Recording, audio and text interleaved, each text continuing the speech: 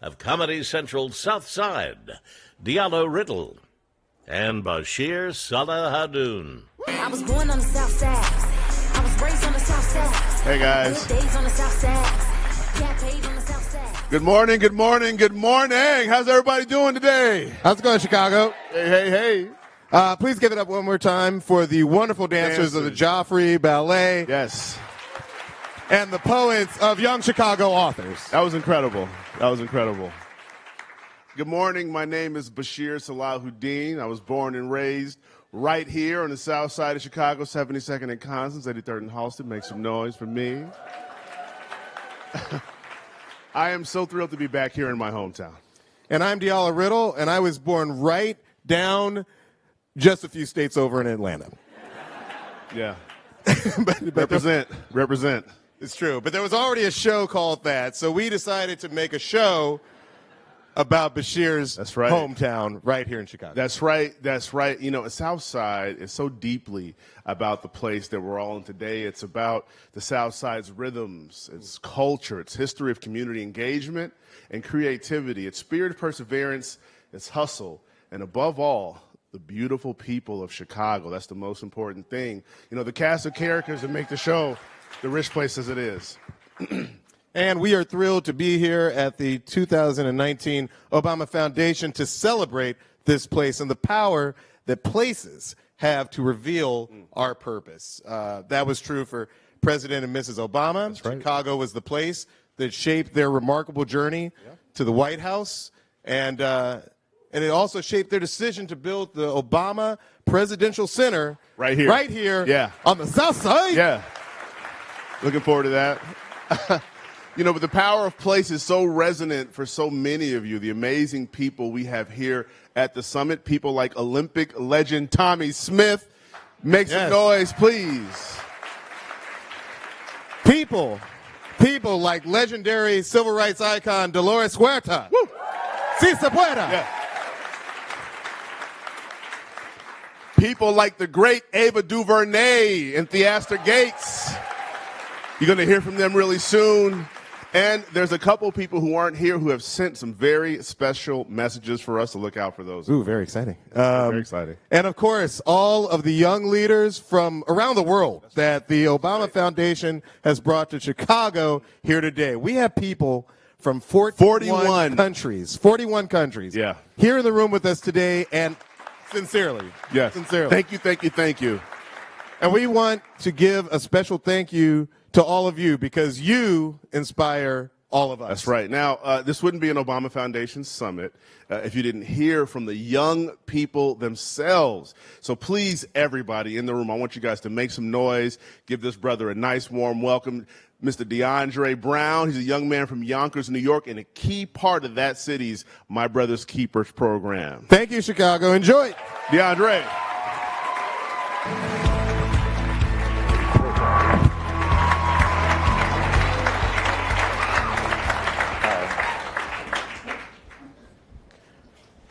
What do you see when you see me? I'm a graduate with distinction, a scholarship student at one of the most prestigious private universities in the country. Do you see someone who's beaten the odds or someone who's succeeded on his own terms? I come from Yonkers, New York, a city with a long history of economic woes and racial discrimination. Do you see someone who's persevered in spite of his environment or found purpose because of it? When I was in high school, I struggled with emotional challenges, but the My Brother's Keeper initiative supported me and believed in me. Do you see someone who was lifted up or someone who discovered his own strength? As a young black man, I struggle every day with these matters of perspective, with being seen not for who I am, but what I represent. To some people, I represent their fears. To others, I represent their hopes. But when you see me, I hope you see all of me. I hope you see a sharp mind and an open heart. I hope you see an artist, an athlete, a talented student, and a hard worker.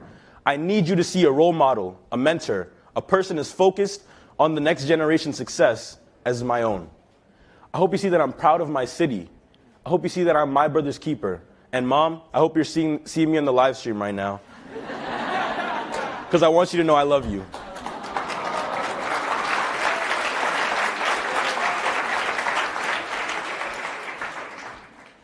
My name is DeAndre Brown. I am from Yonkers, New York, and I am so honored to welcome our next guests.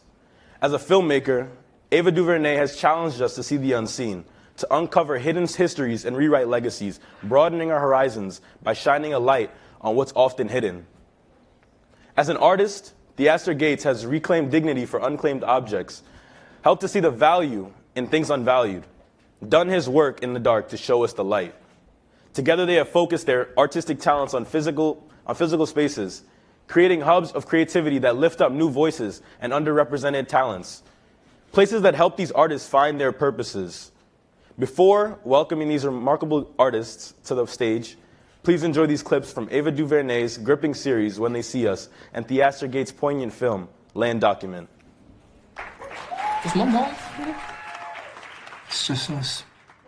You and us. Who you were in the park with? I don't know names. I just got lost. Where did you see the lady? One lady. The female jogger was severely beaten and raped. Every black male who was in the park last night is a suspect. I need all of them. What's going on with my son? Your son was involved in a rape in Central Park. No, Wait a minute. Wait a second. They saw you rape the lady. I didn't see a lady or hit anyone. I didn't see any lady. Kevin. I didn't see any lady. I want to see my son right now, right now. Whatever they said I did, I didn't. I know. Zoning on the road. Nothing these boys state matches the central facts of the crime. All we need is for one to tie this whole thing together. These tapes are not as clean as the state would have you believe. There is injustice happening here. There is not one shred of evidence. Imagine the frenzy of these teenagers. Ripping off her They clothes. are innocent of these They crimes. are guilty.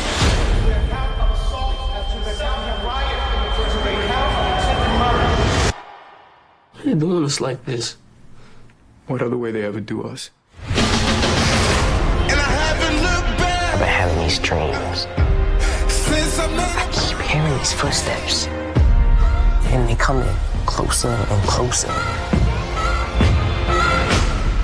That's me. Coming to bring you home. They said if I went along with it, that I could go home. And that's all I wanted. The police will do anything. Lie on us, they will lock us up, they will kill us. This is my life.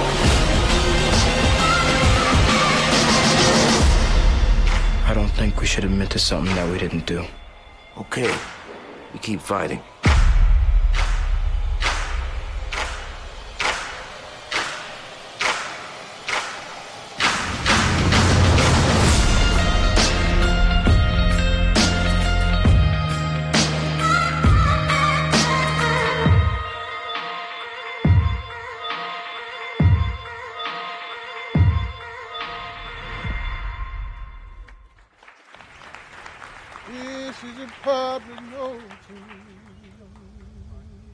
When you're comfortable in your surroundings, you don't like change, especially when you don't know what change is about. You're looking at, okay, what's happening here? I'm comfortable here. Why are you coming in this area doing this and that? Why you didn't go to the north side? Why you didn't go this and that? So people had their doubts. But change happened, Change happened, south, north, it happens. But you got some people just comfortable in their surroundings, and so until they know exactly what's going on, what you're doing is like neighborhood watch, what you doing?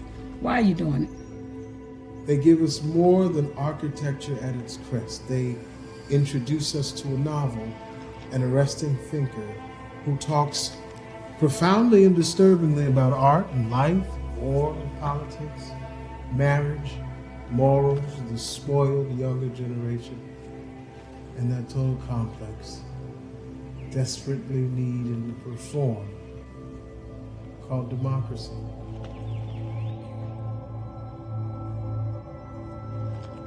South side of Chicago, or the challenged neighborhoods in your cities, is it possible that they're formerly sacred spaces that have just kind of lost that sacred power? Is it possible that there's just all of this amazing spiritual life waiting to be unearthed, but it requires that somebody understands how to do the conjuring?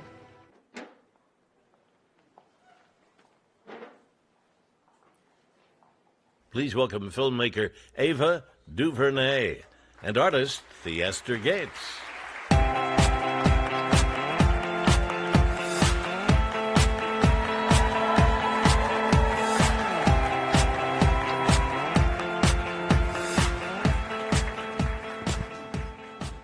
How y'all doing? Good morning. What's happening? Hi, Miss Ava. This is the, come on stage and say hello. I know. Hi, everyone. Good morning. So good. Hey, Ava. You see the people. Ava, when they see us, A Wrinkle in Time, 13th, Selma,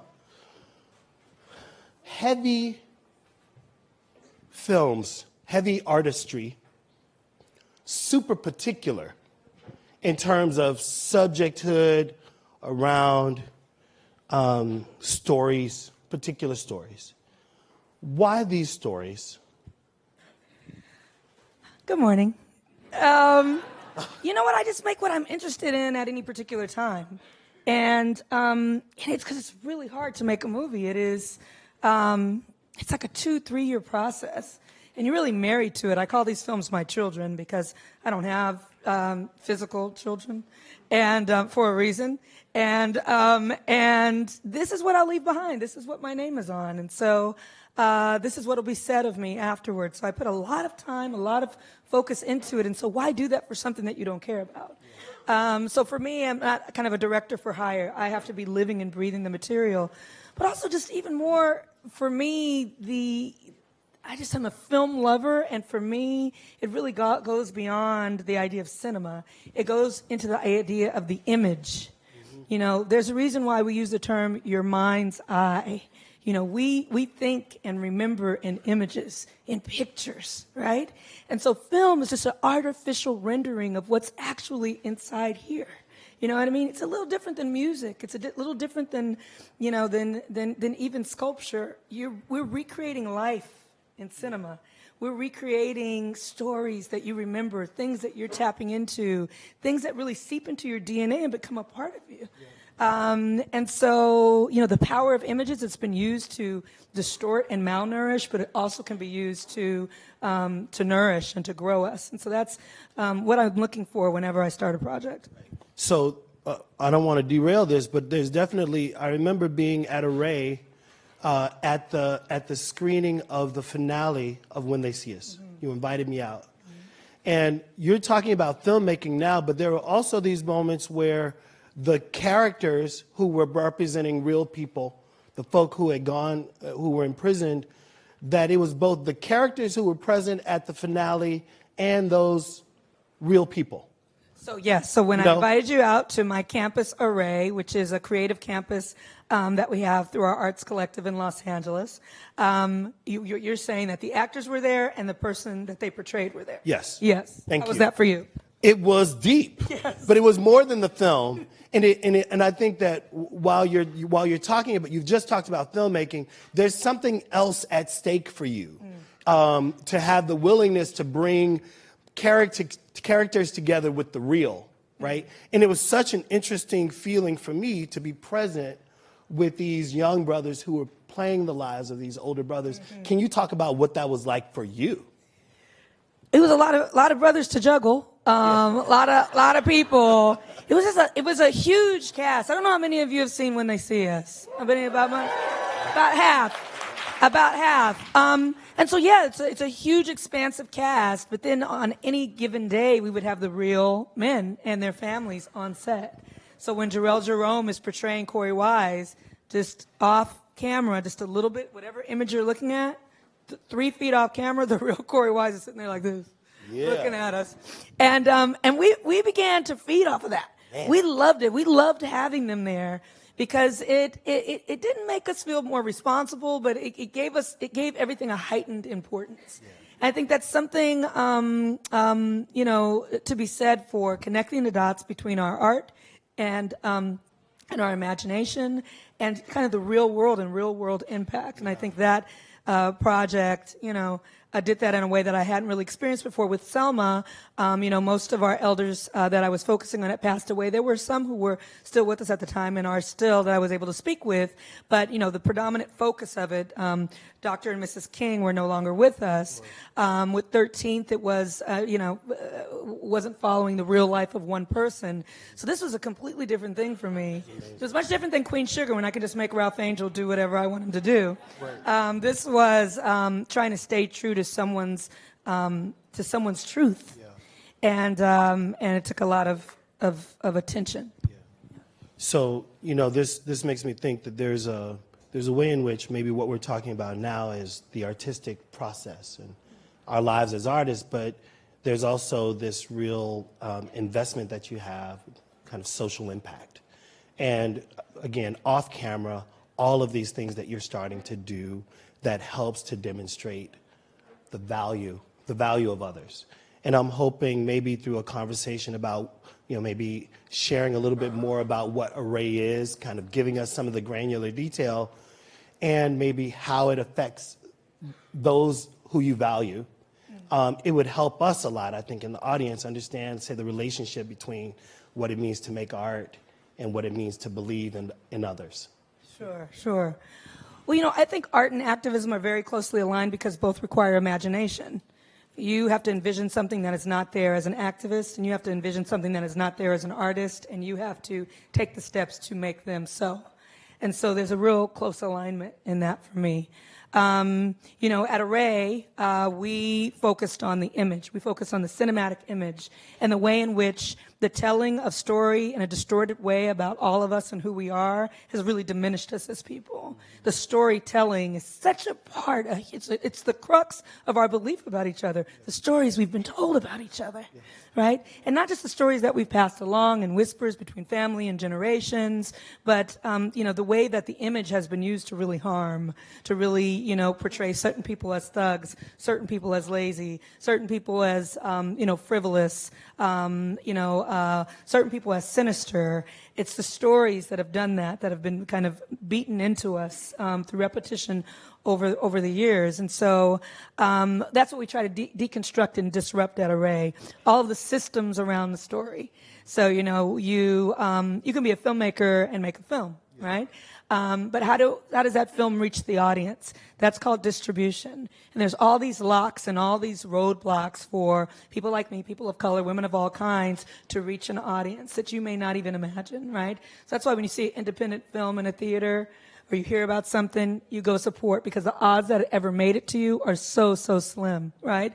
There are barriers around marketing, the ways in which I hear a snap. Somebody knows what I'm talking about. The barriers to marketing, the kinds of films that get the dollars to even be in your Netflix queue that you're aware of, right? There are barriers there. There are barriers to production. There are barriers to edit. There are barriers. A film reaching you is a miracle.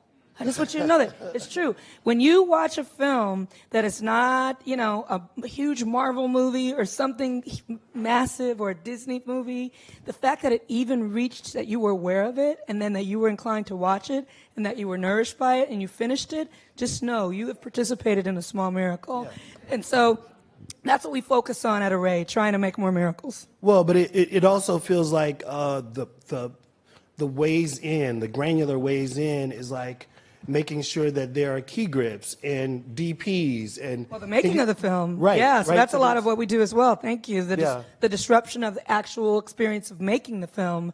A lot of people laud me for being the first Black woman director to do this and that, but it's bittersweet if I walk on a set and I'm the only one. Yeah.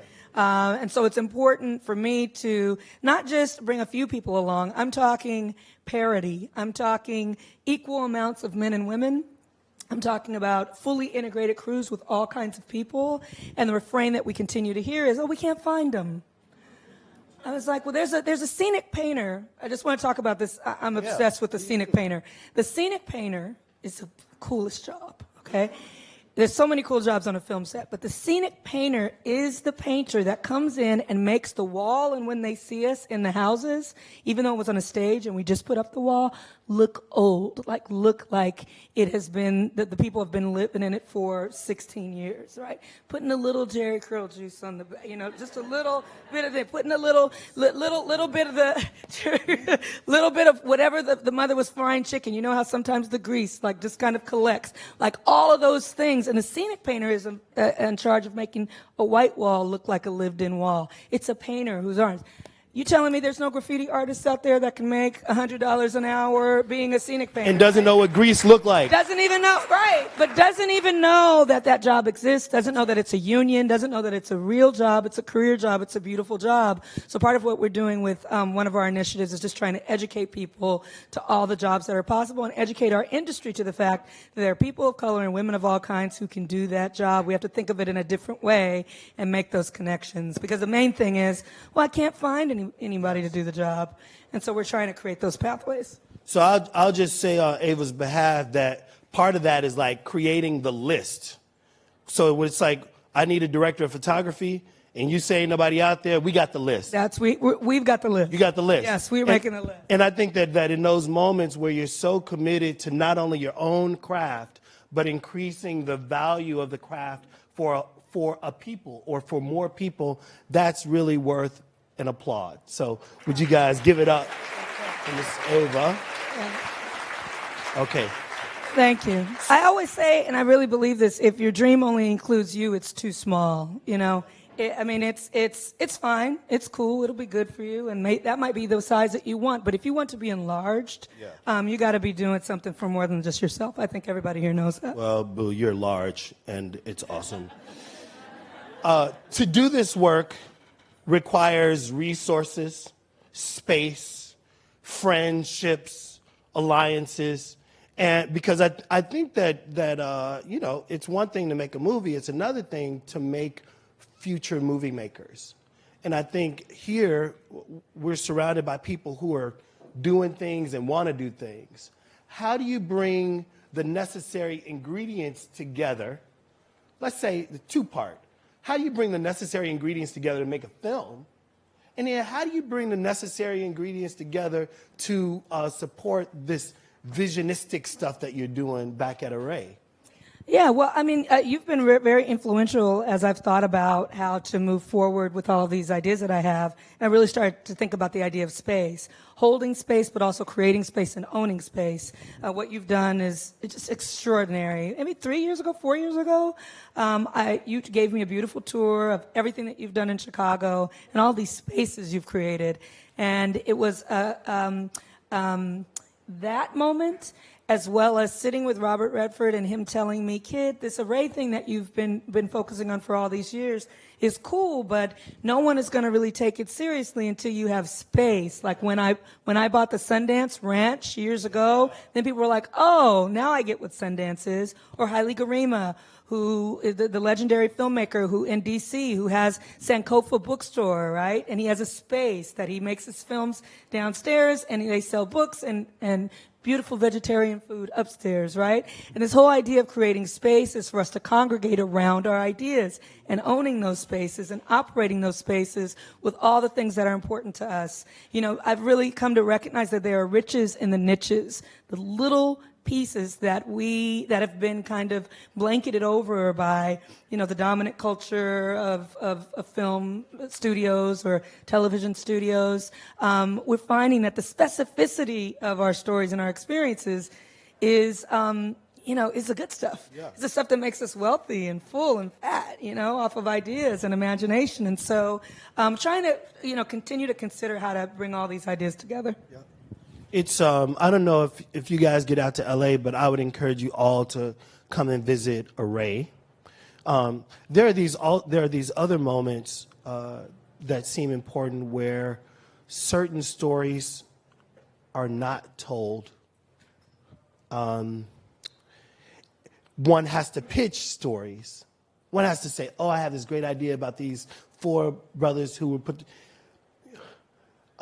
It seems like Hollywood is more excited about the stories of blacks or the stories of others like now that they recognize that there is a way to monetize those things. But can you talk a little bit about the creative process and how you decide, boom, this is important, and then that moment from it being important to you to it being important to a film house to it being important to the world. Can you talk a little bit? I really want to talk about art a little, and I'm curious about that with you. Well, you know, we've tried to build our own systems of distribution and amplifying things so that we can rely on people valuing our stories a lot less because, you know, they may value it today and not value it tomorrow. So that's not what we're building. We're building something that allows us to be prioritized and centered in every moment and every day of our lives, right? That's the institution building that I'm working on, that you're working on, that I know many people here are working on and thinking about. And so with that, it was really about taking power from folks saying, yeah, that's good. And yes, I'm interested in that.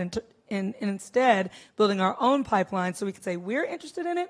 We believe other people will be, and it may not be 3,000 screens around the country, but, you know, our current release is a 19-year-old black man from New Orleans, 19 years old. He wrote, edited, shot, and directed a film while he was in high school.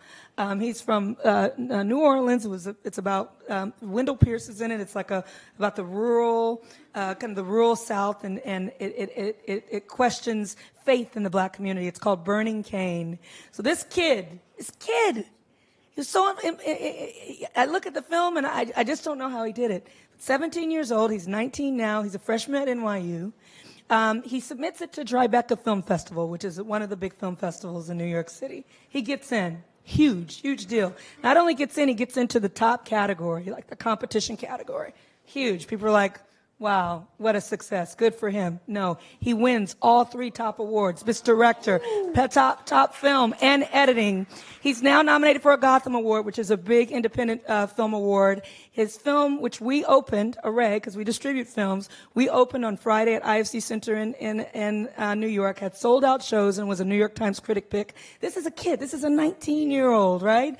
Like, we have to understand what the power is right in front of us. He made something with what he had. He wasn't thinking about studios. He sure wasn't thinking about studios because he gave the film to a black woman-owned distribution company and said, there you go, right? But the honor of, like, this generation saying, I don't need this brother, his name is Philip Yeomans, not needing to be authenticated by Paramount and Sony and Disney and Netflix. But he came to Array and he said, I've seen what you've done with these films. Can you take care of my baby? And we did.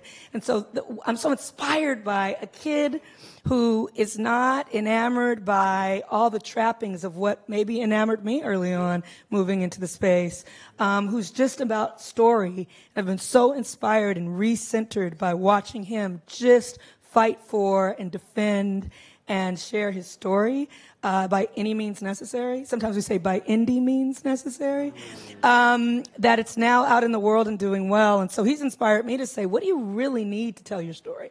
And beyond story, for people that are not artists or who are not thinking about film, what do you need to do whatever it is you want to do? Yeah. What do you need? Not what do you want? What do you actually need to do the thing? Because when you really think about it, you don't need as much as you maybe think.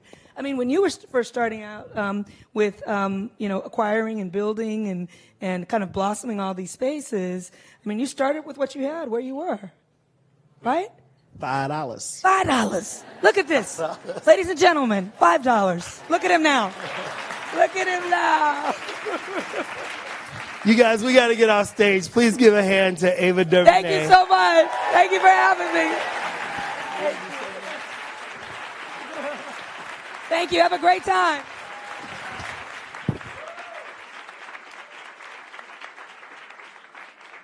Please welcome Obama Foundation Fellow Dominic Jordan Turner.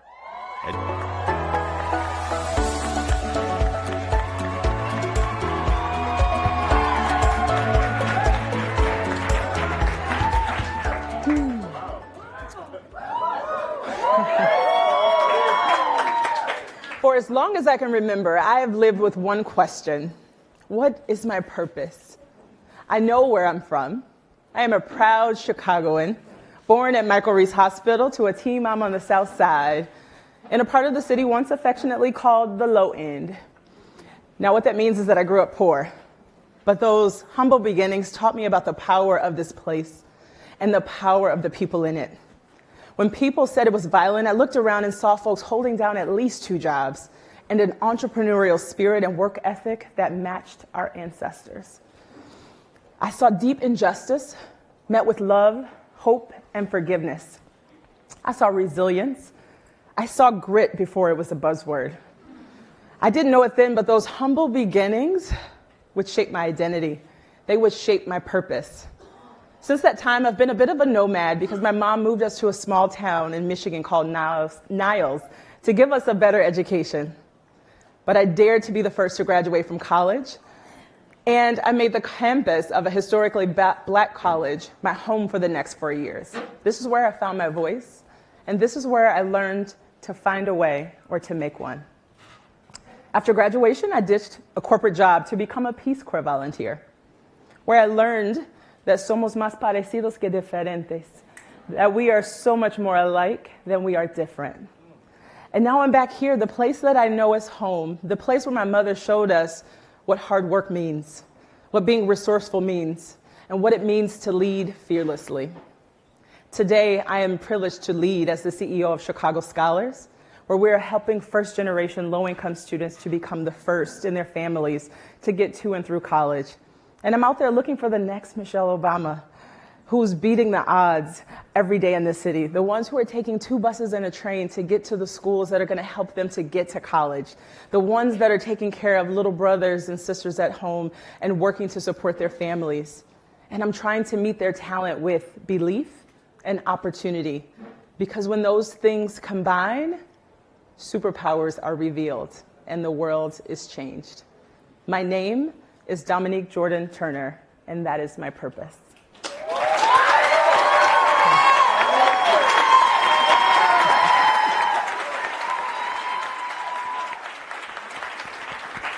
If you ask me where I'm from, I'll tell you I'm from Kenya. I grew up in the country center. My dad was an elementary school teacher in a rural area. My mom worked as a nurse in a prison. But both of them had one goal, that we could have the best education possible.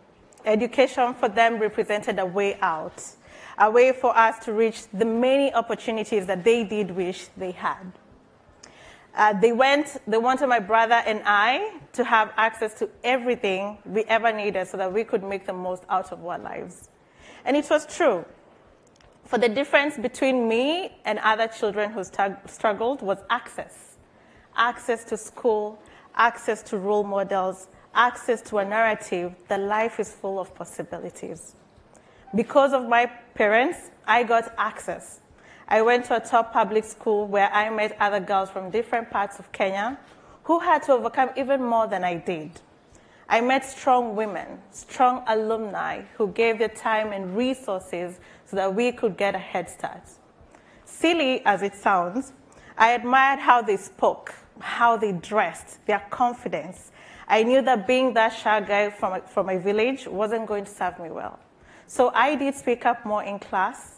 I tried new things. I was inspired to lead. Today, someone else inspires me. Someone whose eloquence and confidence encourages me. Someone else's commitment to educating every girl helps shape my purpose to do the same. As the head of Creative Action Institute's work in Africa, I help create spaces for adolescent girls and young women in East Africa to develop their natural-born talent and use that power to improve their communities. For some, this work means an opportunity to realize a dream. For others, it's a chance to be heard and feel a sense of belonging. For some, it's a simple validation of the path they have chosen to take. For me, it's my purpose. My name is Veronica Thamaini.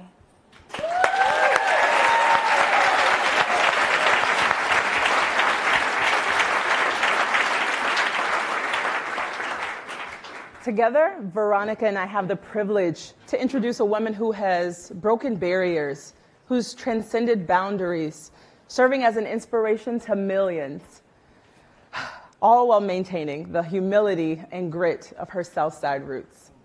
Joining Mrs. Obama on stage, a Southside legend in his own right, Craig Robinson found his stride everywhere he went, growing up in a crowded bungalow with his sister in the South Shore neighborhood, at Princeton as a student and basketball player, becoming one of the school's all-time leading scorers, and now as an executive with the New York Knicks, together with the author and journalist Isabel Wilkerson, who chronicled the Great Migration beautifully in her work, The Warmth of Other Suns. Mrs. Obama and Craig will walk through memories of their childhood in Chicago, their time together at Princeton, and what they've been up to since then. But before we welcome them to the stage, we have another special message from another special hometown hero. What I hope for future generations in Chicago is exactly what the city was able to give to me. A sense of connection, community, a sense of working to become the best I could be in that environment, a sense of hope, a sense of possibility. That's what I wish for Chicago.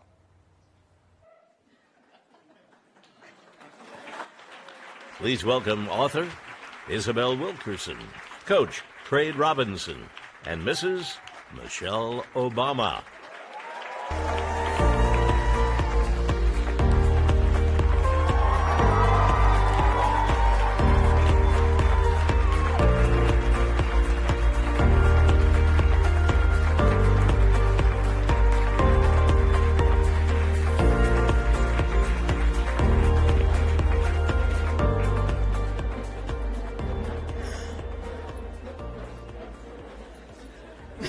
All right.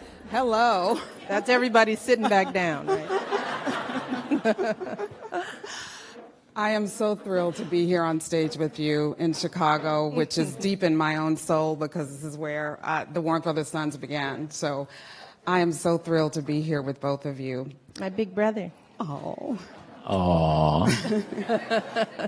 Before we begin, I'd like to acknowledge and honor the steady rock in your family. What I believe, the person who I believe actually is the rock star of your family, if I may say, and that is Mrs. Marion Robinson. So I wanted to acknowledge her. It's true. And she's the smallest of us now. She is barely bigger than Aaron, who's the youngest grandchild. Yes. Yeah. Hi, Mom. So we are going to be going back in time to the 1960s and 70s, South Side Chicago, Euclid Avenue, Aunt Robbie on the first floor and the Robinson family there. And I think there's a photograph that we're going to start with. All right. And there it is. Gorgeous children, beautiful children. That could be a commercial, that could be a billboard. Today it could be. Yeah.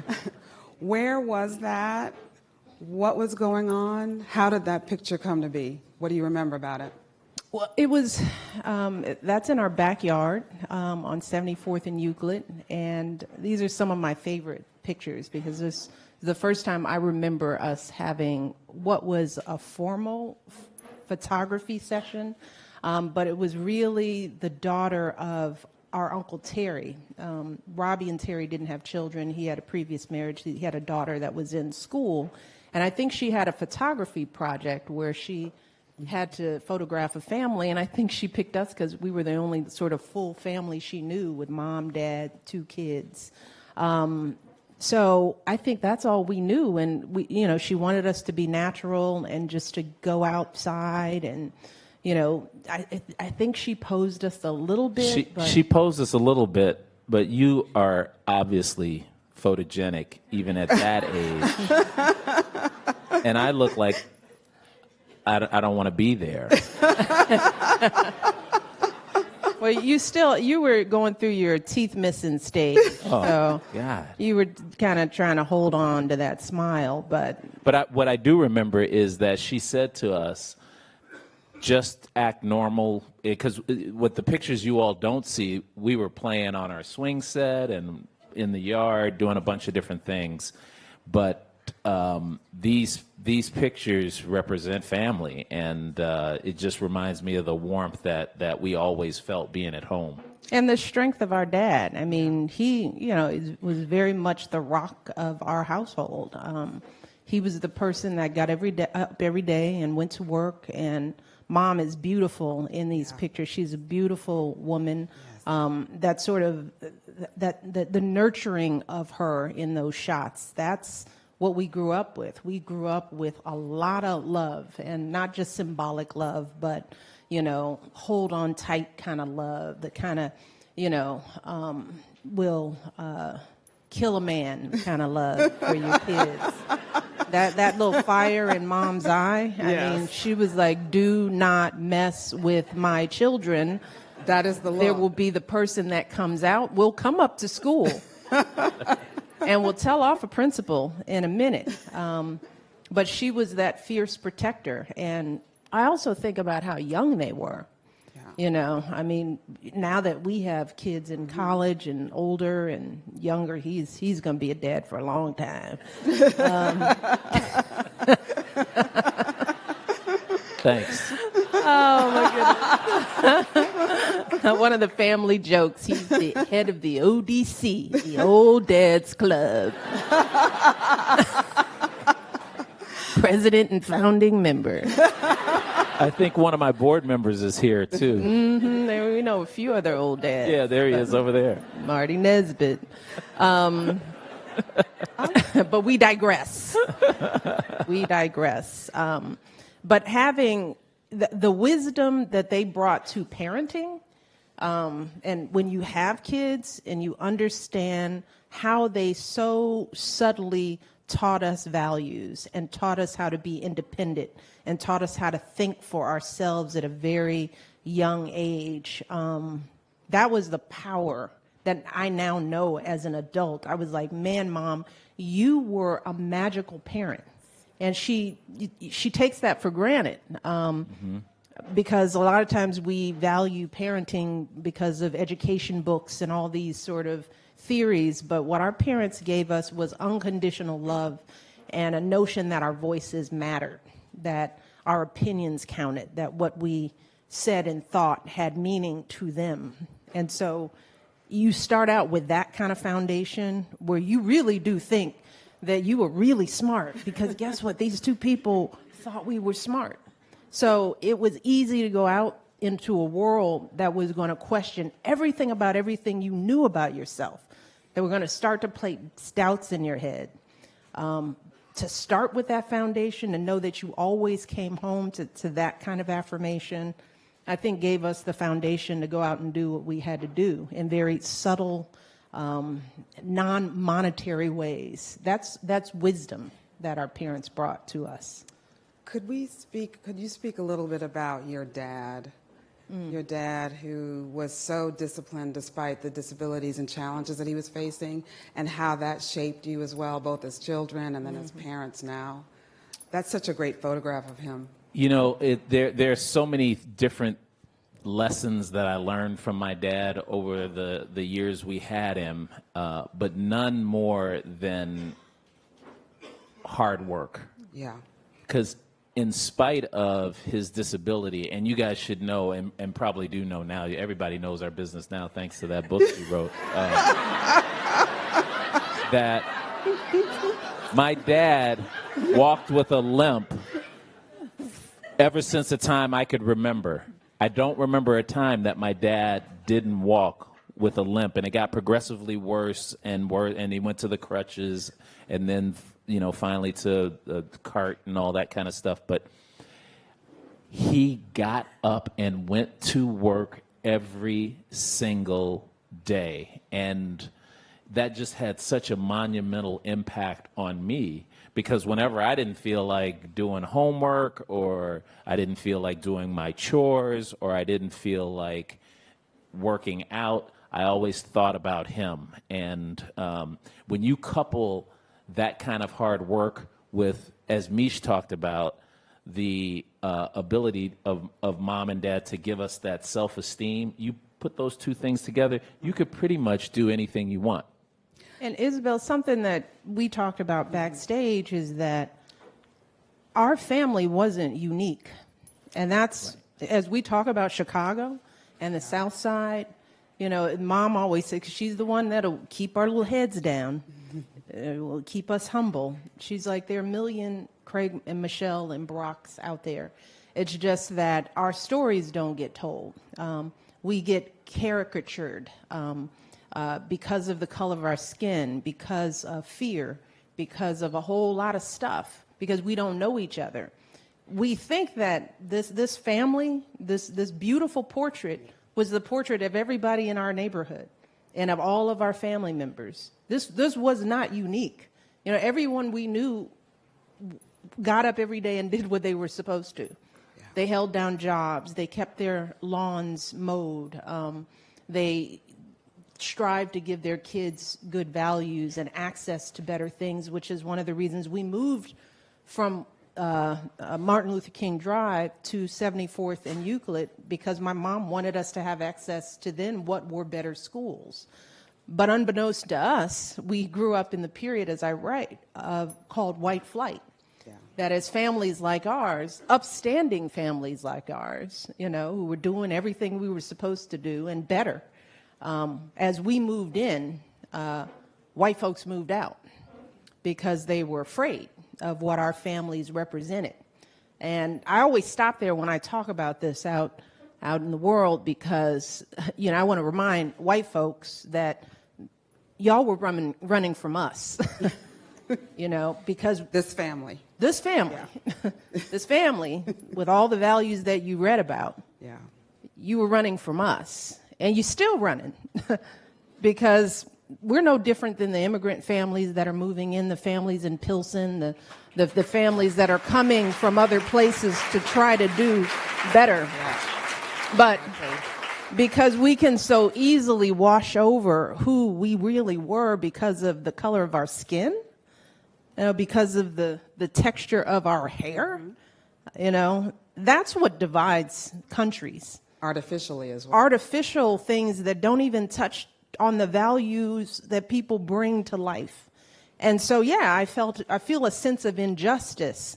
And you know this when you're young. You know people are running from you, you know, and you can see it. You can see it all of a sudden. Because we grew up with friends of all races. When we first moved in, Rachel Dempsey and Susan Yacker and I, you know, you had friends of all races. We played together. There were no gang fights. There were no territorial battles. But yet, one by one, they packed their bags and they ran from us. And they left communities in shambles. So when you hear Theaster talking about those, the respect that's in community, that history that's there, especially in Chicago, especially on the South Side, we were a part of creating that history, you know, and a lot of people walked away from it. They disinvested. And when we were little, we knew that was happening. You could feel it. You could feel it. Yeah. You could feel people disinvesting in you. You could feel it in the schools. And you could feel it in the parks. You know, there were parks that, I mean, we lived right across the street from Rosenblum Park, and you could see it slowly progressing from this place that we all met up to play. I mean, everybody in the neighborhood met at the park, and this was back before Title IX, and the girls would be on the playground and jumping rope, and the boys would be on the basketball court or on the baseball diamond. And the courts were a dangerous place as far as I was concerned, because that was when all the hoodlums like Charles and them would go play. And them. And I would be like, Dad, you letting him go to the courts? And he would take his little basketball and go disappear on the other side where people were drinking out of plastic bottles. I thought it was a dangerous place. Yeah, so did my mom. She thought it was dangerous. She thought it was so dangerous that after every game, I had to come home and check in. So the park was He's probably alive. a All quarter. right, go back, get him The park next was game. a quarter of a mile from the back of our house. So after each game, I had to run home, yell up at the I'm person, alive. I'm alive. I'm okay. And then I run back for the next game. But you slowly saw these parks where we used to play in the sandbox. When we were this age, we played in the sandbox. And then each year, you'd find more and more bottles, more and more glass broken. And it was like people didn't care about the parks. They didn't care about where we went to play. draining away of resources and energy, and ultimately. I mean, the parks in Chicago when we were growing up, that was a gathering place. Absolutely. Everybody had a community park, and then there was a bigger park. Our local park was Rosenblum, but then we went to day camp at Rainbow Beach Park. Because first of all, we couldn't afford like fancy little programs, so you got that white T-shirt with Rainbow Day Camp, and we got like a bologna sandwich. We got pushed on the bus and sent down to the beach to play. Yeah, but that was fun. It was some good. It was some That good was stuff. really good stuff. That was our first like competition because every park would have like an Olympics, right? So you'd have the 100-meter dash, and then you'd have the hurdles, and then you'd have to try out for the softball team. That was when I got my jock on. Yeah, I got my first ribbons. I know. Yeah, you all think that she's not really the athlete, that I'm the athlete in the family. She is actually the athlete in the family. She won all the ribbons, and they were all blue ribbons, which were first place. Of course. Before we move to the next slide, I did want to ask you about one aspect of your family that truly is an example of how character building and cohesiveness and planning and discipline are part of many, many African American families. And that has to do with how you would end up going every place early. I loved the story of that and how and why you did that. Well, again, it gets back to my dad, right? Because he was infirm, he wanted to make sure that he was never the reason why we would be late for anything. Yeah. And he would always be the first one ready. And me, who absolutely adored my dad, I would be the second person ready. And it got to a point where if we had to be somewhere at 5 and it took us a half an hour to get there, he would be ready at 4 so we could be ready to go at 4:30. But then he would start to say, once he got ready at 4, "Are you guys ready?" to my mom and my sister. And they'd be like, "No, you said we're leaving at 4:30. And he would continually back the time up. But that's just an aside. But we spent a lot of time getting places early. And just like this morning, we stayed together at the hotel, and they told me to be ready at 9:25. I was there at 9:10, 9:15. And that's on time for us. So And she wasn't ready. I didn't have to be ready until 9:45. See, these are the conversations that we have that are a result of having a father, where time was important. See, I don't do anything late. I think 8 years in the White House, my staff will tell you, Tina's chin is over there laughing. It's like, we do not do late. And I have a husband who learned better about that. He's on Hawaii time. It's like, Hawaii time. Dude, you are just starting to get ready and we're leaving at 4:30. It's like, so, that all comes from my father, because being on time was a reflection of control for him. When you're walking with a disability, this was before the ADA, this was before there were access ramps and things like that. You imagine my father thinking when he's going to one of Craig's games, where am I going to park? How far do I have to walk? Where am I going to sit? Will I have to climb up the bleachers? But if I get there early, because he was going to be at every game. He was the dad at everything. He was driving other kids from the West Side to league games because all the kids who didn't have parents could count on my dad to be at every practice that he could if he wasn't on a shift. So he knew every gym. He knew every parking space. We didn't see it as that, I think, when we were younger. It was just, Dad, come on, chill out, But now in hindsight, we realize that his disability, because he didn't want to be the excuse for us to miss out or to not have something because of something he couldn't do.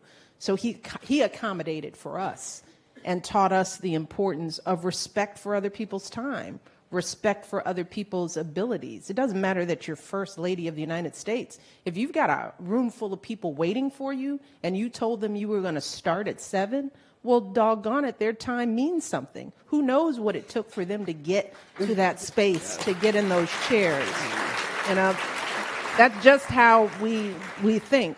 It's also a reflection of the fact that there is a reality and then there's a stereotype. CP time is not always the time. Good. Oh, I don't even know those people. Yeah. So we're going to move to the next slide. We're going to move up in time. And here we are. We're at Princeton now. We're at Princeton. Mm-hmm. There's Craigie an Craig. Craigie Craig. Wasn't that your DJ name? Yeah, that was my DJ name. But just look at the juxtaposition of these two pictures here. This is how it was at Princeton. You have my sister in front of the library. And you have me getting ready for a party.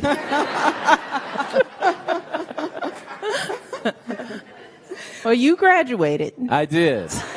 I do want to ask, given the time frame, what would you be playing to get everybody out on the floor to dance? So is to just listening music or just to get them on the floor? Get them on the floor dancing? Yes. You guys remember Good Times? These are the good times. Well, the young people now are like, what? Yeah, what is like, that? Please stop. Please stop. What is that? And that song had a good break in it. So if you're DJing, you could just play the break back and forth, and people be going, ah! Run to the dance floor and stay on for 20 minutes. That was when we had records, y'all. Yeah, you see those things in the crates? Those are called records. No digital DJing there. They're now artifacts from a different century. And you both ended up majoring in sociology. Was that a coincidence, or how did that happen? Well, I'll start since I was there first. I started as an electrical engineer. And that doesn't work too well when you're trying to play basketball on the basketball team. So lab was the same time as practice, and I had to move things around. And then my midterm grades really were the reason why I got a C, 2 Ds, and an F. It's all coming out now. Yes. And I thought I was in over my head, and I needed to find something that suited me more. So I took a few courses, and I ended up taking this wonderful course called Sociology of the Family. And that is how I ended up majoring in sociology, which is more my personality. And then when my sister came there, I don't know why she majored in sociology. She's way smarter than I am. Sociology isn't a gut major. What are you talking about? No, it isn't. It's not a gut major. It's not engineering. It's not Princeton, engineering. But and for me, you know, I wasn't so much following in Craig's footsteps. I think for me, we are that family where the study of human beings, it's like that's what we did at the kitchen table. We were breaking down Uncle X and Cousin Y and why did this happen and why is that teacher so crazy? I mean, because our parents always helped us sort of gain context in the world with, little did they know, with a sociological analysis of our environment, you know? I mean, part of the way we understood people and developed empathy was really because our parents had a keen sense of people and context and human behavior. You know, I write about how I understood better my paternal grandfather, Dandy, who was a crank at the time. That's being nice. That was being nice, but he was nicer to us as grandkids because he was less uptight by the time he was a grandfather. He had mellowed out. But understanding his journey in life, understanding the context of being yet another brilliant black man from the South who was coming north to achieve more, but to only find that because of segregation, discrimination, racism, that he could only be a postal worker, that he couldn't afford an education, that he couldn't get into any of the unions because of the color of his skin. That was the story of so many black men in our family who were limited, couldn't be a regular cab driver, had to be a jitney cab driver, couldn't work in the carpenter union because you couldn't get a card, so you had to be a jackleg carpenter, not getting benefits. I mean, that is the legacy of racism in America and how it affects people who are displaced because of it. That was my family. And fortunately, I had parents who helped us understand all of that and understanding behavior and context and what disappoints people. That we were little mini sociologists already sitting on 74th and Euclid. So naturally, because also in Princeton, you have to write a junior paper and a senior thesis. So you also know that if you got to do all that writing, you better pick something that you feel passionately about. And the study of people was something for me that I knew I could go on and on and on about.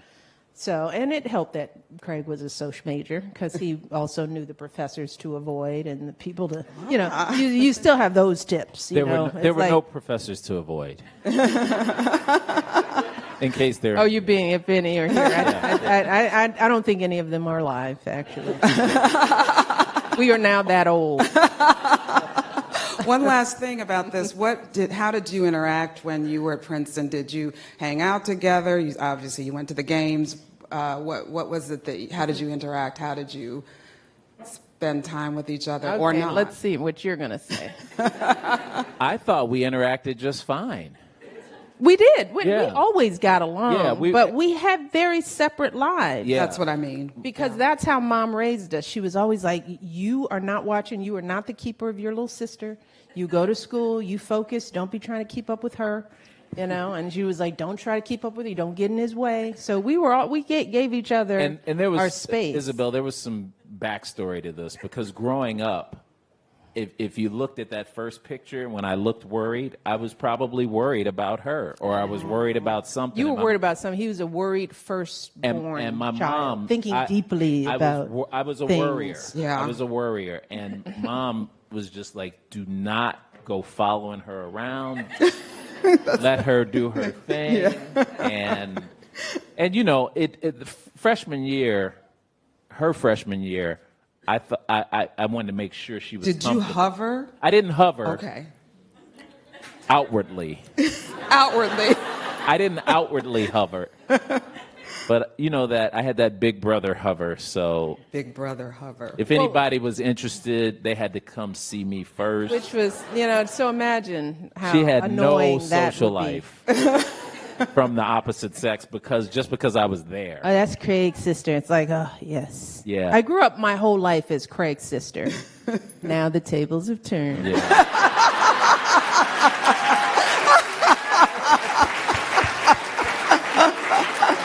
She's paying me back in spades. He can't even get through an airport. It's like, you look like... I can't go anywhere with this face. And then they're going to come up and tell me, hey, you remember in chapter 6? But anyway, back to Princeton. The other thing I want to point out is we're talking about neighborhood and community and home. Going to Princeton for me was probably one of the smartest decisions that I made, because what I didn't know that I was getting into by going to one of the Iviest of the Ivies was sort of the isolation of being one of a few black students, and black students from an urban environment like Chicago. We didn't come from a legacy of college, going folks. So there is a level of isolation that you feel when you're one of just a handful. And having family, literally family there, helped me adjust, or helped me feel in times when I would feel like an other yet again. Not only otherized in my neighborhood as people ran from me, but then to go to a top college where, Some black kids would get stopped. Craig was in a different position because he was a star athlete, and we all know how that goes. You a black athlete, oh, you're my buddy, we want to, the boosters. But you all know the difference, You get treated differently as a black athlete because you scoring all the points and everybody's cheering you on. But the other black boys who are not athletes get stopped and get, patted down at a party, or people cross the street from. I came in under the wonderful shadow of a star at Princeton, which made a path that would not have been made for me, and it would have made it harder for me to matriculate and succeed. So home, we learned to create home wherever we were. So what we learned from Princeton is you don't go to Princeton and leave the South Side behind. Oh, no, you take the South Side with you up into Princeton, because that's your story. That is your value. And there are a lot of kids who go to these schools who believe that the only way to succeed is to break from what they know. My experience is that those were the kids who didn't make it through in 4 years. We had kids that came from my school, but some tried to just assimilate. And when you're assimilating and you have no foundation, you've got no place to go where it just feels safe, where you're not always proving yourself, because every time you're the only black kid in one of those lectures halls or precept, you feel like you're proving yourself, and that gets exhausting. And you need a place. You need to be able to go to the party where you'll hear music that you like, where people won't be like, are those braids? What is that you're doing with your hair? Even the way we partied at Princeton as black students were different from the way the white kids partied. Those kids would be drinking kegs. I hadn't heard about a keg until I got to Princeton. And then you'd smell it every weekend, all up and down the hallway, just beer everywhere. We weren't really drinking beer. Black kids just wanted to dance. They wanted to party. Maybe do a little something, but here and there. It's like everybody wanted all good. Yeah, he didn't know what that was. Yes, he does. Yes, he does, Mom. Don't be fronting up here. I'm the good kid. We're going to go to the next slide. Aw. Beautiful day. Yeah. Hard day. Yeah. What comes to mind? It's the best day of your life. That my dad wasn't there to walk me down the aisle. Yeah. That he had just passed. And, so it was bittersweet. And I was marrying the man that I love. You know that guy, Barack Obama. This is where he shows up on the scene. But Dad had died how short? It was... The spring before. Mm-hmm.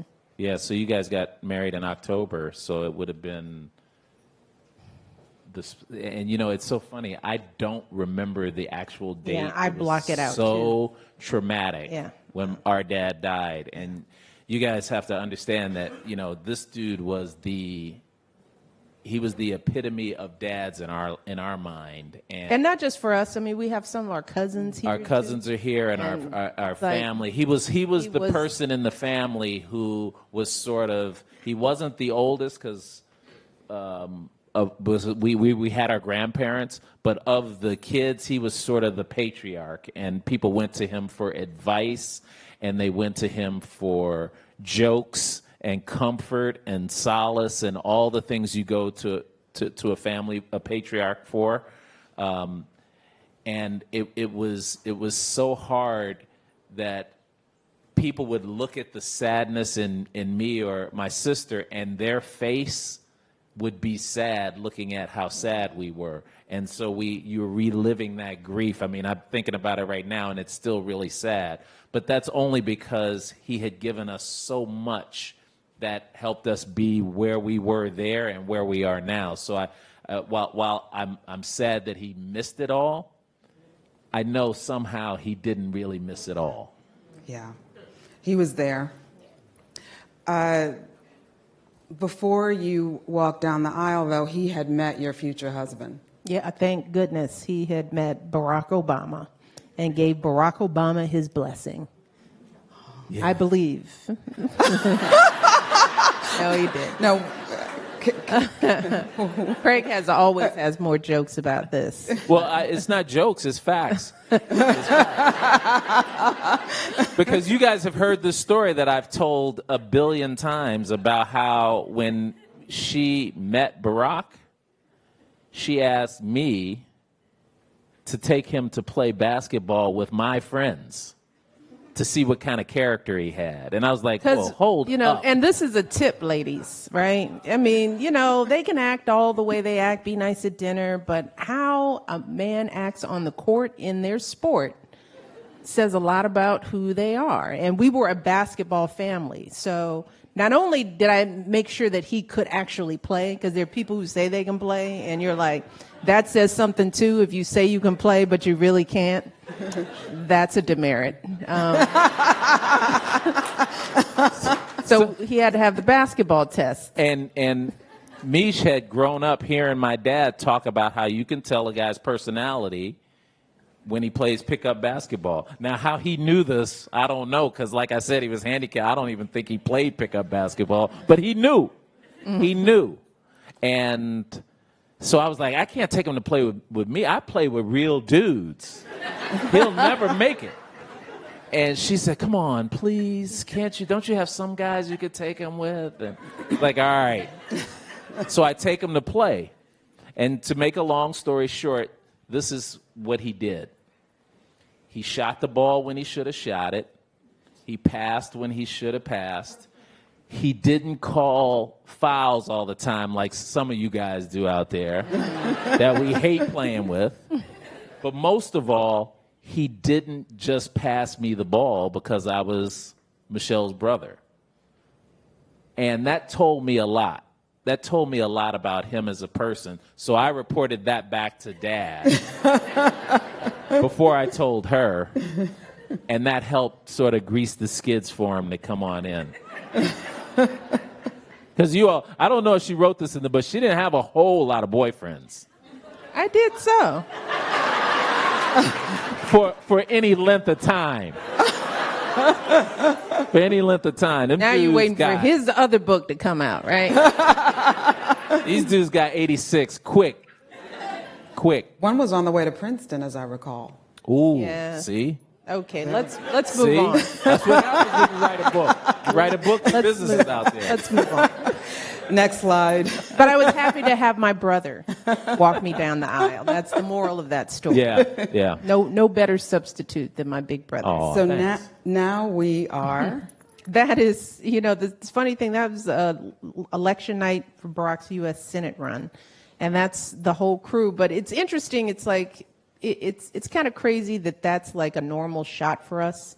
Election night in a hotel room somewhere. How many photographs are there like this? There are so many, to the point where our kids didn't feel like it was a thing. Election night just meant we go somewhere where there'll be chicken fingers, kid TV on, all their cousins will be invited, and it'll be a bunch of kids. Because when you have kids and you're in political office, you have to think about making all of this stuff that is not kid-friendly. How do you make it kid-friendly? And family was always, for me, my family and my friends, just as we did growing up, that's the heart of our life. Okay. So we didn't do anything without everybody coming, whether it was running for the U.S. Senate or whether it was in the White House or whether it was traveling. We always look to our friends and family to say, you got to come on this journey with us because you are our foundation. We can't go high without that base. So every election night, for Malia and Sasha, all it meant was we get to see Avery and Leslie. We get to see our cousins. And we usually had to stop them playing to let them know what the results of whatever it was. And they were always a little annoyed that they were being called in for a photo session. For a picture like this. They're just trying to, it's like, are we done yet? Can we go back in the kids' room and can we play? And so these nights were so familiar to all of them, which is kind of an odd thing to have kids growing up in a political venue. Even for the presidential race, we were doing this so much that I forgot through the primary process to fully explain the primary process to the girls, because every primary victory would be a celebration. As we won Iowa, all right, balloons and everybody's there and it's a hotel room and it's like, ooh, we're going on stage, take a picture. Okay, go back, go play. South Carolina, it was after South Carolina, we came off stage and Malia was like, is Dad president yet? And that's when you think it's like, oh, yeah, right. No. And you could see her going, well, when is he going to be president? When does this end? And it's like, good question. You start thinking, like, do I talk about the Electoral College to her, the popular vote, and how primaries work? So I just said, no, there are going to be a lot of these. And I'll tell you when it's the real one. So election night, that big night where there's another photograph like this, Mom, we're sitting there looking at election returns, and Malia and Sasha are looking at the TV like, when can we go back and play? And then it's called that he's president-elect. And Malia looked at me and I was like, now he's president.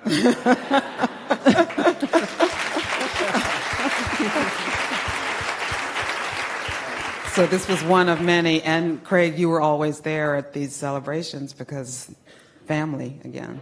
Yeah, no, we were at just about every one. Not all of the primaries, not all the because primaries. Some of us had jobs, so not all but all the major elections we were there as a family. And as Mish said, it was just one of those things where I'm sitting there as now I'm an adult, right? But I still can't believe that my sister is married to the guy who's going to be the next president of the United States. You still can't say, like, the first lady, can you? Yeah, you sort of like, it just doesn't. My sister is married to the guy. Roll off the like, all right, we'll work on that. It doesn't roll off the tongue. First lady. Say it again. Say it again. One more time. First lady of the United States. FLOTUS. She's Craig's sister. Does that make you first brother-in-law, though? That was really funny because everybody would say, does that make you brother and first this? I was like, no, I'm not involved in that part. Just call me Craig. Your Highness. Oh, no, that's hers. That's her now. She's the icon. We're going to go to the next slide. And here we are. This is 2012. Yeah. That was after the second election. Or 2013, actually. Yeah. No, this was after the election because everybody is there. Yeah. So I think we did a lunch after the inauguration, and that this was in the. That's in the what room is that, Mel? Is that the state? That's the family dining room. Mm-hmm. Oh, good Lord. That was a while ago. And again, the paint in there yellow? Well, it changed. We changed it because that was the room where we put the Alma Thomas. Listen to us. First African American. Is the paint in there yellow? Yeah, I know. That's odd. That's odd. It's an odd set of conversations we can have. But that's, again, all of our family coming together. Barack's sister, her daughter, our nieces, our nephews. It's like family.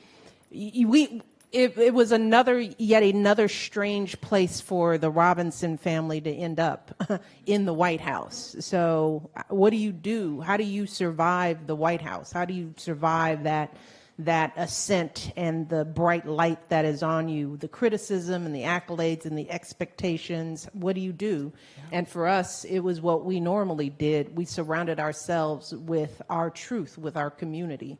We brought our family and the South Side to the White House because, the one thing that has always kept me personally grounded, and I know Craig, is that you have these ascents and you go on these journeys in life and you meet people and you dine with kings and queens and you run football organizations or basketball. What do you do? No, I'm just basketball. kidding. I'm just messing with you. She's iconic. Yeah. And what really matters are the values that you're taught around that little kitchen table. Community and family are the glue of it all. And it doesn't matter how high or how far you go, that if you really are rooted in a place and the importance of that place, it defines you and it defines everything you do. So everything Barack and I did in the White House was tied to what we were taught in our homes by our parents, by our teachers, by our community, by our friends, those, sojourns into the park. You don't leave that. You bring that with you. You have a responsibility to take that with you, and especially when you're the first, because many people don't know our stories, and being the first Black first family gave America and the world an opportunity to see the truth of who we are as Black people, as others, that we are just as and oftentimes better than many of the people who doubt us. Yes. But our stories don't get told. Yeah. So our challenge, especially for the fellows as we go out there, is not to ever lose sight of that truth. The reason you're where you are now is that you're bringing that story with you. You're not excusing it. You're not apologizing for it. You're not redefining it. It is so important for that to define everything you do with pride, right? You show up in your places of truth with your full story intact. And don't let anybody tell you that it's not a value. Because we were poor kids, right? We were working class kids. We didn't have stuff. We didn't have title. We didn't have legacy. But we had what was most important. We had family. We had values. We had truth. We had honesty. We had respect. We had empathy. We had compassion. That matters so much more than money, so much more than title, so much more than greed. And we kill ourselves fighting for stuff that doesn't even matter. But you all as young leaders, you're going to rewrite that story. You're rewriting it every day. I'll stop ranting. There's so much warmth and love and realness and authenticity in that picture in the most powerful space on the planet. How did you maintain that connection to what was real? I mean, I'm assuming that the fact that everyone's gathered around there is proof of that. And how did you pass that on, the South Side values, to your children, your own children? Yeah, a lot of it was having our, keeping our family close, keeping our friends close. Malia and Sasha lived, they didn't live anywhere. They lived in the White House longer than they lived anywhere. And Barack and I had sort of kind of, as we were moving out and thinking about where we would relocate, so Chicagoans, one of the reasons we're in D.C. is that that's where they grew up. I mean, they didn't ask to be taken out of the South Side. They still identify as Chicagoans. They still, because how Chicago is. Your place, your neighborhood, you're from the South, you're from a side. Yeah. You're a South Side, a West Side, you're from 74th and Euclid, you're from whatever high school. It has a meaning now that we know because that's where we grew up. But our kids, that was their reality. So we had to find a way to keep bringing that South Side into their lives, and that came in the form of Mom leaving reluctantly for the time and living with us in the White House, thanks to my brother who had to convince her because, as I've said before, even though I'm the former First Lady, he's still the favorite. True story. Facts. His mother's like, Craig, where's Craig? I love Craig. Craig's so important. He's so wonderful. Like, yeah, whatever. Facts. We all love Craig. We love him so much. So it was up to him to, like, you got to convince her to do this, because I'm asking, and she's like, well, why would I want to live in the White House? Because that's also very South Side. You don't want other people's stuff. You like your stuff. Yeah. You know? It's like, why would I want to live in the White House? I like living on 74th and Euclid. You know, Mom, everything we did is like, why would I want to go to China? It's like, I don't know. It's just a new experience. I love your mother. I don't need to meet the Queen. Didn't I meet the Pope? I met the Pope once before. Yes, but he's coming back. This is another Pope. You know? Everything with Mom is like, let me try to explain why this is a once-in-a-lifetime experience that you might want to get on Air Force One and come with us.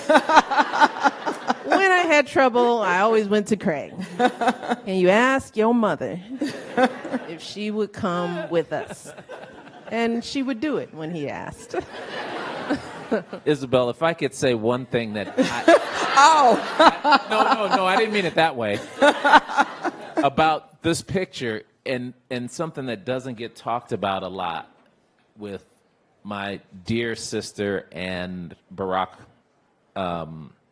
If you take a look at that picture, look at the wait staff, the butlers. They're actually enjoying themselves.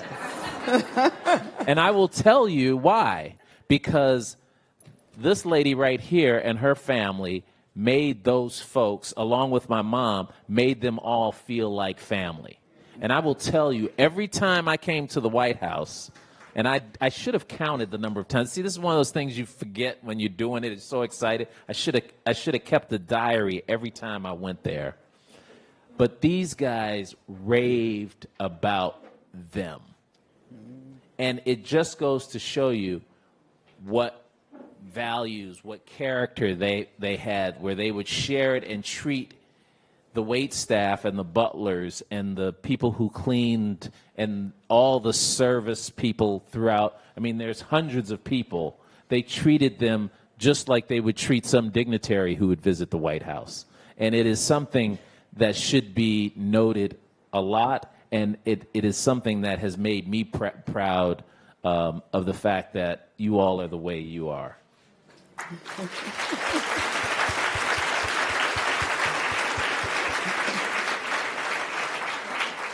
One last thing about this photograph is I believe this is the last such dinner that you would have had in the White House for that occasion, for the occasion of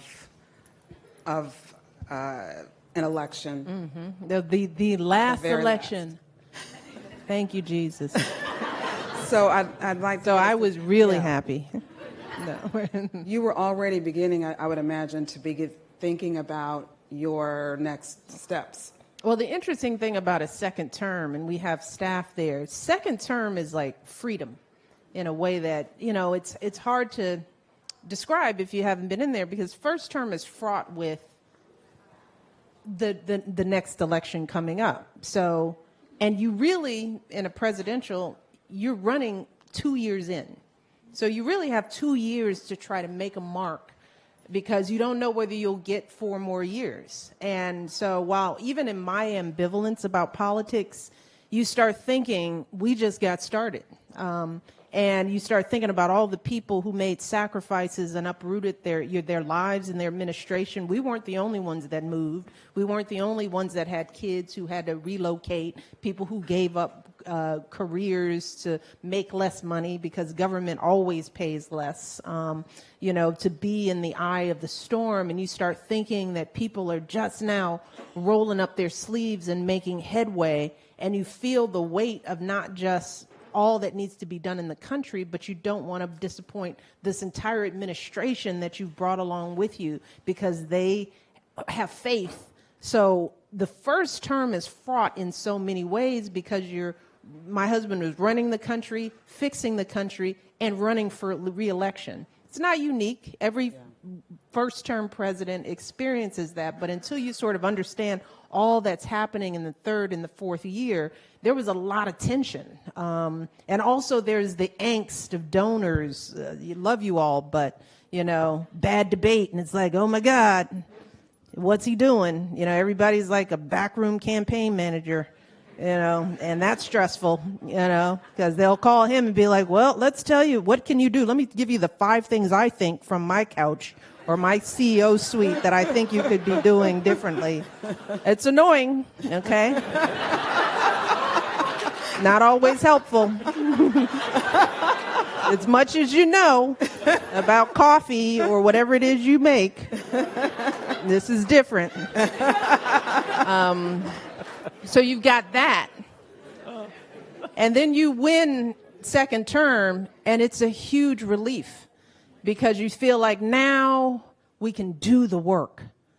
Now we can stop worrying about optics and elections and poll numbers, and we can really start speaking truth to power, start really rolling up, getting into the meat of some of these initiatives that we had started. So there's a freedom that comes with a second term, and not every president gets a second term. So this was the beginning of now we can work. We can work. We can stop worrying about being the first, the only. This is our last election. You won't see us again. Don't like us. Don't vote for us. We're just going to work. And it's how we should all approach our jobs, especially out there making change. You can't worry about the legacy while you're in it. It isn't about the legacy. It's about the work. And many of you all aren't elected officials. Some of you who will be. But the luxury of just rolling up your sleeves, not worrying about what people are saying about your initiatives and your programs, and do what you think is right on a daily basis. That's all you can do, is show up and do the work and let your work speak for you. That's all we learned. It's like as people doubted us coming through, are you Princeton material? Can you really make the grade? Can you cut it? What do you do in those instances? All you can do is put your head down and do the work and let the work, your truth, speak for yourself. I can't make people not afraid of black people. I don't know what's going on. I can't explain what's happening in your head. But maybe if I show up every day as a human, a good human, doing wonderful things, loving my family, loving your kids, taking care of things that I care about, maybe, just maybe, that work will pick away at the scabs of your discrimination. And maybe that slowly won't unravel it. That's all we have, because we can't do it for them because they're broken. Their brokenness and how they see us is a reflection of their brokenness. And you can't fix that. All you can do is the work.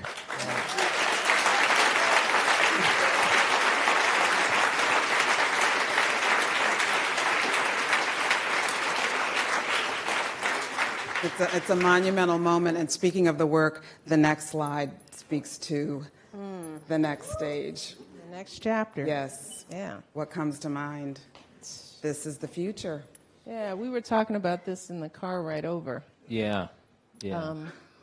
This has been, in our family and growing up, this has been an underutilized park. For those of you who don't know, Jackson Park was for us, and we lived maybe a mile from it. Mm-hmm. And I tell you, they have a golf course there. Which means you have to golf. You have to golf. I mean, you couldn't just walk around on the golf course.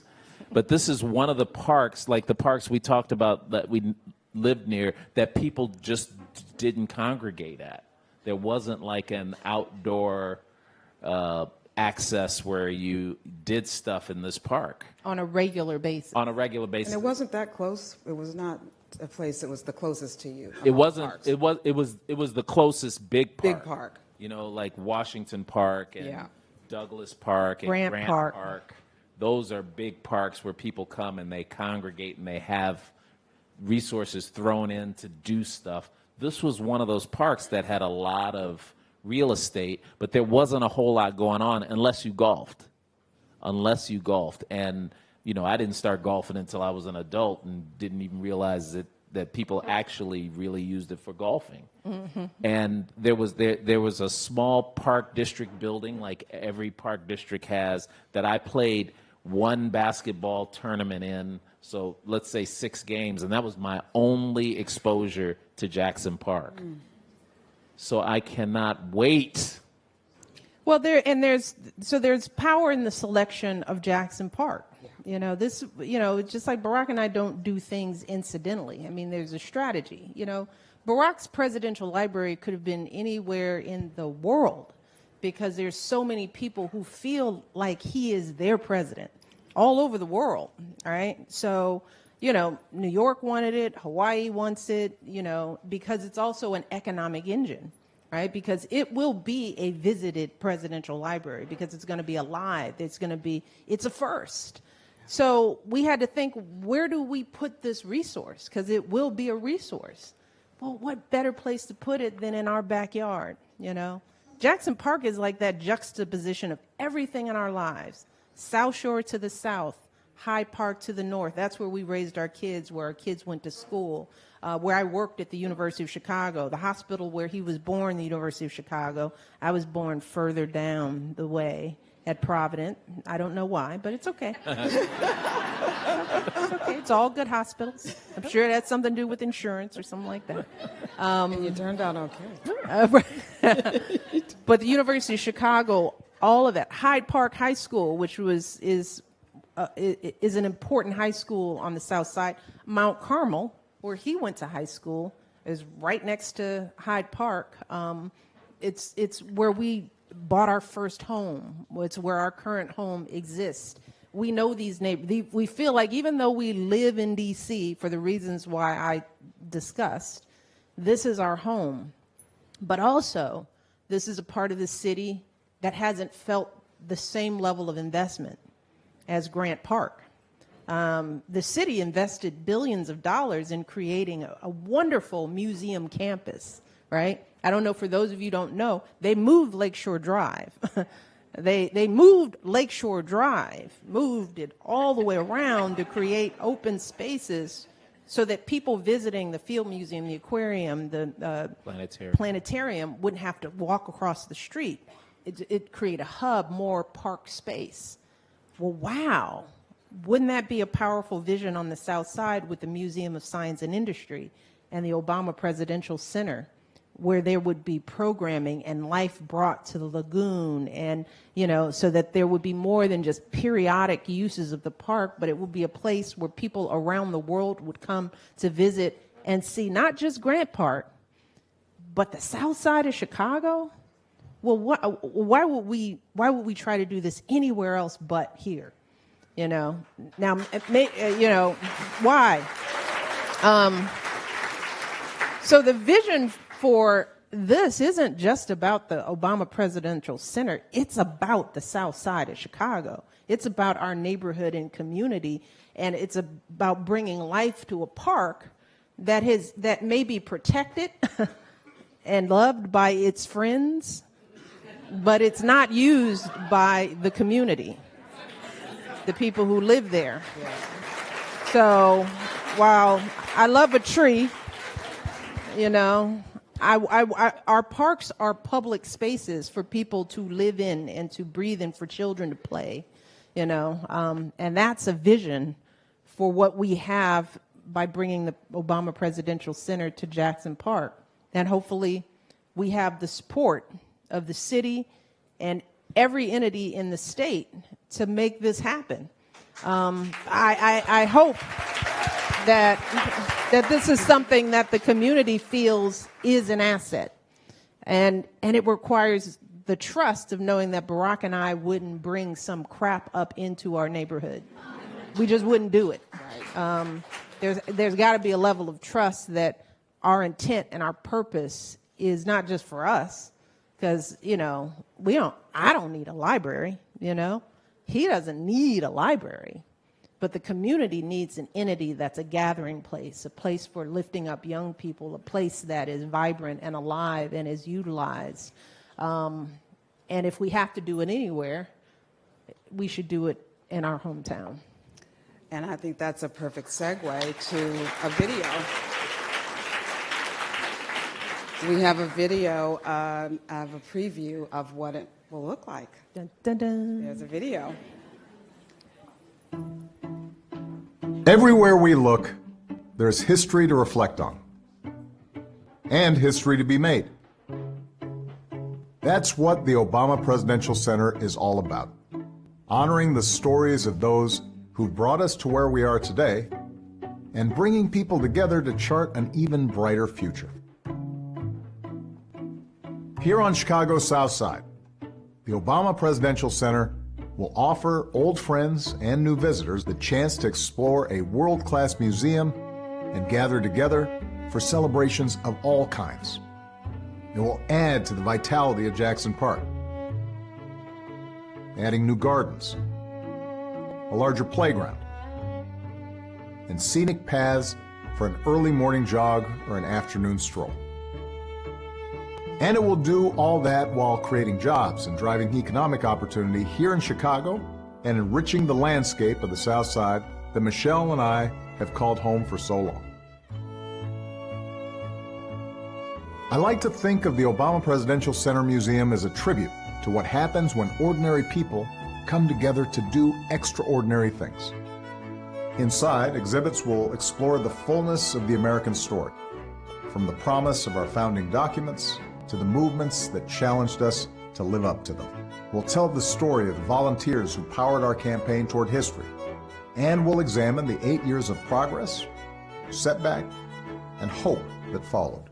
You'll be able to walk through a full-scale replica of the Oval Office, relive the moments that defined my presidency, experience the impact of our history-making First Lady, and check out a few of her dresses too. And atop the museum, you'll be able to take in some stunning panoramic views of the city we love. We designed the Forum building with a focus on the creativity and imagination that's always defined this city. Here, we'll host programs and leadership trainings that will support and connect the next generation of change makers here in Chicago to those from all around the world. And we'll open the newest branch of the Chicago Public Library, and on the roof, a garden, similar to the one that Michelle planted at the White House, and we'll even have a few beehives for honey.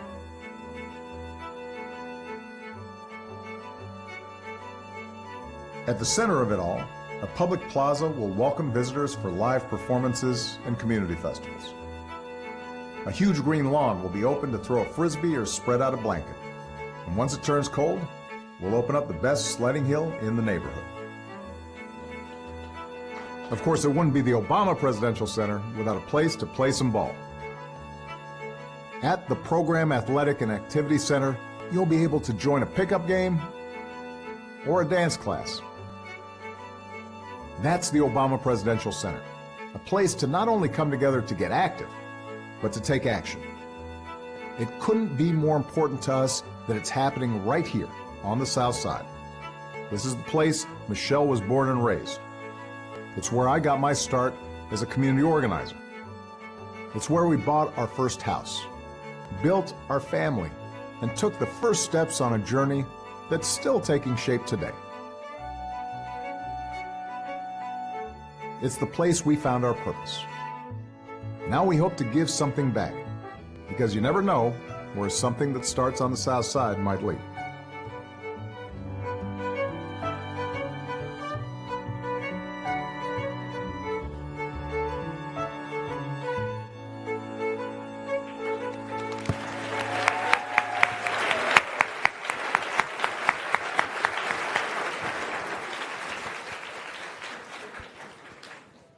We can't wait. Thank you so much for this morning. Thank you for the memories, and thank you for all that you've done for America, and particularly for African Americans in representing us to the world. Thank you, Entire Isabel. family. Thank you all. Thanks, Craig. Thank you.